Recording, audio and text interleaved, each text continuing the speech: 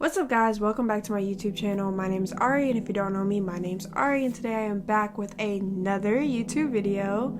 So for today, we're going to be doing a recap of Elfen Lied. So let's not waste any time and just get straight into the video. The main character in this anime is Lucy, who is a genetically altered human or mutant that is referred to as a diclonius. They have horns on their skulls and invisible hands called vectors. The strength of their power can differ per person, but Lucy's vectors can reach up to 2 meters. In the very first episode, we see that they keep Lucy locked up in a facility and in a straitjacket and mask. Like, they seriously aren't playing with this girl. But somehow she breaks out and murks 90% of the staff on site. Now, this anime does not go light on the blood and gore, so consider this my warning to the viewers who are faint-hearted. Moving forward, the staff at the facility are powerless to stop Lucy, so they pull a bitch move and try to shoot her behind her back. But clearly nobody taught that guy how to shoot, so he misses. The result is Lucy falls off the cliff into the ocean and washes up on shore. The bullet, however, causes her to gain a split personality that we will refer to as New. Around this time, Kyota, who is our other main character, runs into his cousin, Yuka, and they go to the beach together, and then they find New. Now, New is what they name her later on, since that's all she says, but this new personality of Lucy's makes her behave like a toddler and renders her completely harmless to them. The horns on her head trigger a hazy memory for Kyota, but nonetheless, they decide to take in a naked stranger that they just happen to find on the beach. Also, with that being said, nudity is a big one in this anime. There's nipples and butt cheeks everywhere, and it's unavoidable and at times unnecessary. I also found it to be very uncomfortable and sinister, the amount of nudity surrounding Lucy's character when she is behaving like a literal toddler. But moving on, back at the facility, they tripping out because Lucy escaped. So the mission is to find her and kill her, and to do that they send their most ruthless soldier to do the job. He likes to kill people and slap women, so I decided to name him Soldier B instead of whatever his actual name is. At the same time he gets deployed to capture Lucy, she also ends up at the beach because she ran away after getting into a fight with Kyota because she broke the seashell that his sister gave him before her death. Kyota chases after her, so he ends up at the beach as well. Soldier attacks Kyota, but then focuses his attention on Lucy, who is still New, which means she isn't fighting back initially. But, you know, they around and find out, so when she wakes up, she murks his partner and almost him. However, he gets extremely lucky because her personality switches before she gets to finish the job. And a homeless kid in the area named Mayu sees him and helps him out before his team comes to collect him. Soldier Bitch may have been ruthless regarding women and children, but nonetheless, he was still human. Meaning the facility basically sent him on a death mission, and after he gets his ass kicked super bad, he ends up developing a grudge against Lucy. Kyota ends up in the hospital with his cousin, Yuka. When they get home, New is waiting with another seashell she got to replace the one that she broke. So her and Kyota basically make up from their previous fight. I will mention real quick that this anime has fan service because they do this wild scene with him changing her clothes. Me personally, I'm not a big fan of fan service. And again, they do it with her acting like a baby, so I think it takes away from the anime. But oddly enough, just when I thought this was sus, it gets even more sus because his cousin Yuka walks in the room during the scene and then runs off in tears because she has feelings for Kyota. When I first watched this, I was like, oh, she likes him. So like maybe I misheard the cousin part, but no, I heard correctly. She is indeed his cousin. This anime carries on with this plotline as if it's not questionable, and you'll see why I find this to be nonsensical aside from the obvious reasons. But back to the story, the people at the facility suggest using number 7, who is another diclonius, to capture Lucy instead. Now get this, diclonius can actually sense other diclonius that are in the area. So it's actually crazy that they came up with this idea after they sent a team of men to die for no reason. But the name of number 7 is Nana. She is not as aggressive as her counterparts and is very easy to control because she considers Chief Kurama to be her father. Now, Chief Kurama is another big character, and basically he's like the manager at the facility. He is in charge when it comes to the research team and managing the Diclonius. So he is the one that sends Nana out to complete the mission. Returning to Kyota, I already mentioned that his sister passed, but his parents are also gone. So Kyota is an orphan that lives alone in a big house, which is a typical anime trope. Yuka, who is tripping over her romantic feelings for Kyota, declares that she's going to be moving in because he can't live alone with just New. And while everybody is cleaning, New trips and falls, which triggers her real personality to return. Lucy nearly starts killing on sight, but Kyota's face triggers a memory, and so instead she walks out and eventually makes contact with number 7. They duke it out and Lucy wins, and she won by a long shot too. She basically tore off all of Nana's limbs and nearly murked her. Kurama was already aware that Nana is much weaker than Lucy and would lose, but sent her nonetheless just to be able to locate Lucy and trap her. Also, Mayu, who was in the area, also happened to witness the fight, but Lucy threw her into a tree because she was in the way. So when backup arrives, Lucy flees the scene and returns to Yuka as New. And speaking of Yuka, she figures out that Mayu is homeless after some investigating. And the reason that Mayu is homeless is because her stepfather was essaying her, and when she told her mother, the mother blamed her and kicked her out. Also, a quick mention, I just want to say I don't personally like the way they filmed the scene of the stepfather essaying her, because it was just completely unnecessary to show that amount of detail. But continuing on, since she has no family after being hospitalized because of Lucy, the only person she can call is Kyota. She got his number previously when she returned the umbrella he left from the beach. When she goes to Kyota's house, she recognizes Lucy but doubts herself because New doesn't behave like Lucy. And just like that, Kyota ends up taking in Mayu. Now, the head boss of the facility has a son named Kakazawa who is out to get Lucy before his father and the facility does.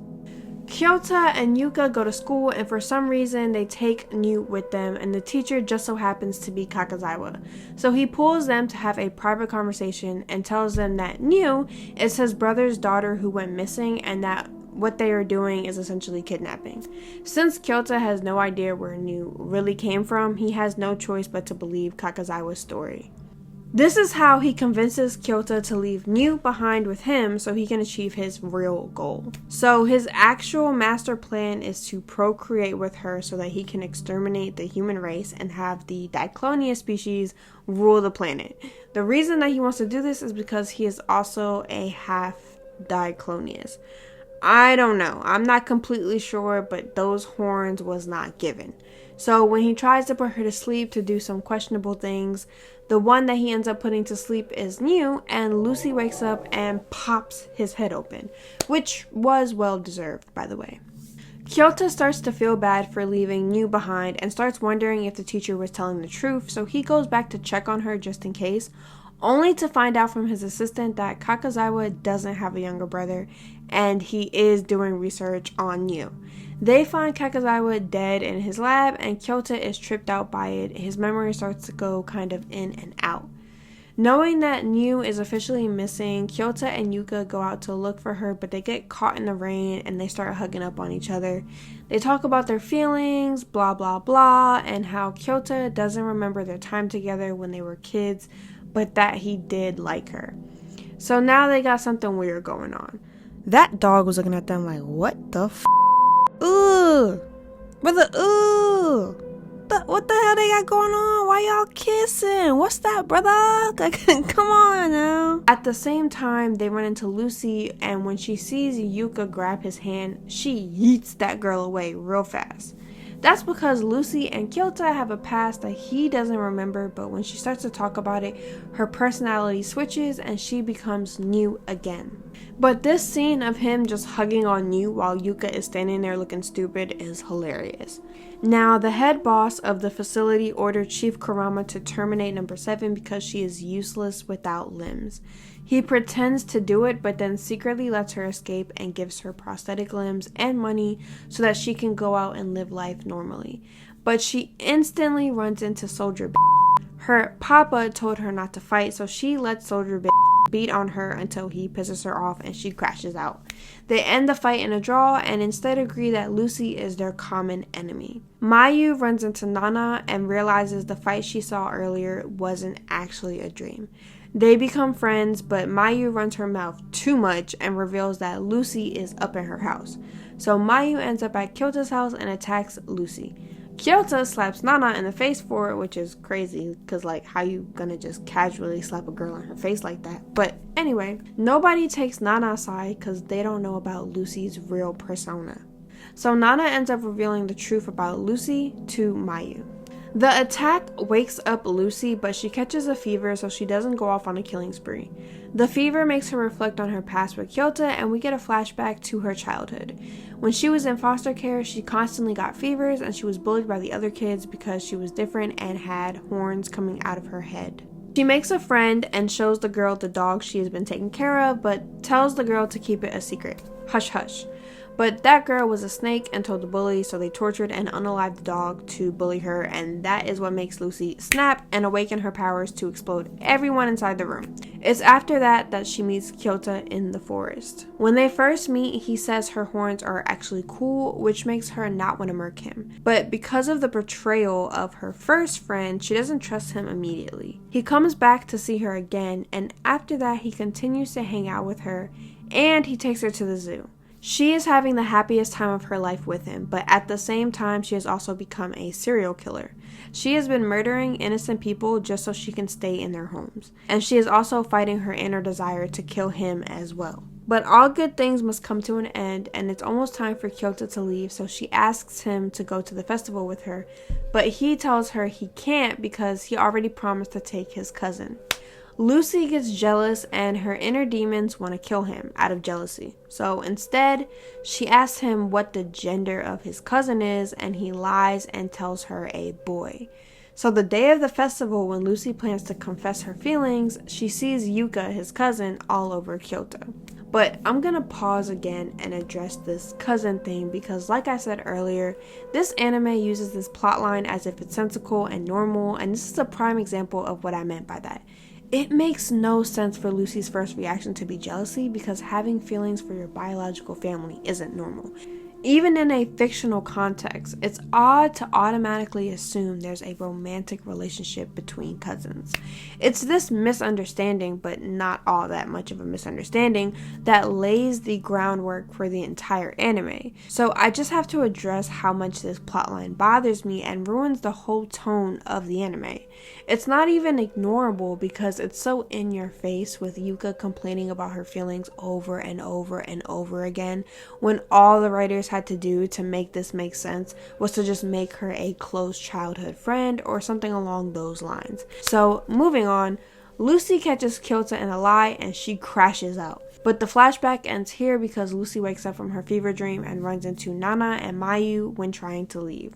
Nana and Lucy get into a small fight, but Mayu stops her from doing anything serious, and Lucy turns back into New. They invite Nana in for dinner, and they decide to let her stay because she is homeless too. So that's now 4 girls staying up in his house. But I'm going to jump to the facility and everything that's been going on over there. The boss man tells Chief Kurama that his real goal isn't to find a cure for the virus that creates Dicloniuses, but to instead find the virus and change the human race. Because I guess he also has horns. And now his Grandmaster Flick's plan is to send number 35 to kill Nana and retrieve Lucy. A flashback episode reveals that Kakazawa was the one who invited Kurama to be a part of his dad's research team on the Diclonius. Some years ago in the area, girls with horns were being born, but once they got exposed for their deadly abilities, they ended up in the facility. Kakazawa came to the conclusion, since the Diclonius only harm humans and not other animals, that they must be the enemy to mankind. And since too many were being born, more than the facility could control, they decided to kill off any children with horns, which is why they are quote-unquote rare. Kurama takes on the task of killing the infants, but when his wife gives birth to a baby girl with horns, he has to kill his own child. And that's sad for real. But this situation leads him to figure out how the virus is spreading. When the Diclonius make contact with their vectors, that person ends up having a Diclonius baby. His wife dies from excessive bleeding because she got out of bed in a fragile state to beg Kurama not to kill their baby. And the plot twist is, he never did. They took the baby into the facility, and number 35 is his real daughter. Number 35 has visible vectors and 26 of them too, so she is the deadliest Diclonius out right now, and they are going to release her to capture Lucy and kill Nana. The name of number 35 is Mariko. In order to control her, they want to use a scientist that she refers to as Mother. It's kind of sick how these people weaponize their desire for parents to control them. But anyway, when they release her, that girl is deadly AF. She makes Lucy look nice, and she wasted no time killing off the woman that she called Mother. So they get her in control by using the bombs they implanted in her body when she was an infant. They set off the one in her arm as a warning and threaten to kill her if she disobeys their orders. Back at Kyota's house, Nana is starting to settle in. Kyota mentions his dead sister when Nana asks him about it, but that triggers Niu to cut her hair off, pretending to be his sister and saying she forgives him for the fight that they had. It's her way of trying to give Kyota closure because his sister died without them making up from a fight that they had. He comforts her and Yuka sees it, and then she runs off in a fit of jealousy. Meanwhile, Nana can sense 35 coming and is extremely scared. She runs off to keep everyone safe and out of harm's way, but Kyota goes after her when he finds out, and Lucy goes with him. Mariko instantly rips off Nana's fake limbs and brutally tortures her. This is because she wants to have fun and play. So yeah, this girl is seriously messed up, but I think being locked in a facility from birth, paired with murderous abilities and no positive social interactions, will do that to you. Kyota interrupts them to try and save Nana, but he just puts himself in danger, and then Lucy comes out to get Kyota, which makes everything more complicated. Mariko is unable to use her vectors because of something Nana did, so it's more of a fair fight again. But the orders are shoot to kill because Kyota knows too much, so they want him dead too. Lucy wakes up and saves him, but her killing in front of him starts to trigger his memories of the past. And girl, let me tell you, that boy is traumatized. He starts to regain his repressed memory, which was back at the festival when Lucy crashed out. So basically, she went ape shit, started killing people left and right, but his sister, Kunai, witnessed it. So on the train, Kunai tries to tell Kyota about the girl with horns that started killing people, but he doesn't want to hear her. That's what their fight was about. And the whole time, Lucy is on the train listening, and when she comes out, his sister tries to save him, but he's mad at her for insulting his quote-unquote friend. Right, so I'm editing, and I'm like, wait, did he just slap her? Run that back, Turbo. That's crazy. Yo, he ain't had to slap her like that. That is, yo, Kyota's out of pocket for real, for real. And that's when Lucy basically rips his sister in half, and then she goes on to kill his dad in front of him by ripping his head off. And after the incident, he had to be hospitalized for a year from the trauma. Now, after all this time, Kyota remembers Lucy, but despite remembering her and what she did to him, he literally saved her from a bullet when Soldier comes out of nowhere trying to kill her, but I'ma come back to that. Kuruma saves Nana after she had fell in the water from her fight with Mariko, and Mariko ends up regaining her vectors, and she breaks out of where they were holding her for recovery because Lucy is coming after her for the final showdown. But nobody told Lucy that Mariko was a super Diclonius because Lucy gets the living crap beat out of her and she loses one of her horns, which puts her in a death-like state for a few minutes. Kuruma confronts his real daughter, but he turns a gun on her, which is harsh. He feels that he has to make up for the sin of not killing her when he was supposed to, but still, that's a bad way to start a reunion. And to make it worse, he had Nana with him, and she be up in here calling him Papa and stuff. So honestly, I can sympathize with how Mariko feels when she starts knocking the Mario coins out of Nana. But Kuruma drops the gun and hugs her because he has decided to die with his daughter. He keeps holding her until they set off the bombs in her body and they both die together, which was a beautiful ending, by the way. Lucy saves Nana from the last dude left who set off the bomb and tells her to live happily with Kyota in her place, and then goes to meet him for the last time. She tells him that her purpose is to end human life, that she is capable of making sure more Diclonius babies are born than human, but that if she does that, Kyoto would have to die. She tries her best to apologize for killing his family, but feels nothing she could say would be good enough. And she damn right. I'm sorry, you seriously can't come back from that. But against all common sense, he stops her and says that while he can't forgive her, he doesn't want her to go out and keep killing. He literally tells her that he loved her and then they kiss. Like, dude. This dude is kissing the girl that murked his sister and father in cold blood. But I guess I shouldn't be too shocked because he also kissed his cousin, so this dude just has low standards all across the board. To wrap up this anime, Lucy goes to fight the squad units that were sent after her, and the implication is that she died after that because she loses her last horn and she doesn't rejoin the group. The anime flashes forward to a scene where Kyota continues on at the house with Yuka, Mayu, and Nana. And while they remember Lucy, she is no longer with them. However, there is someone at the door, which could imply that she is alive, but it's left entirely up to interpretation because the person at the door is never revealed. And that's basically the end.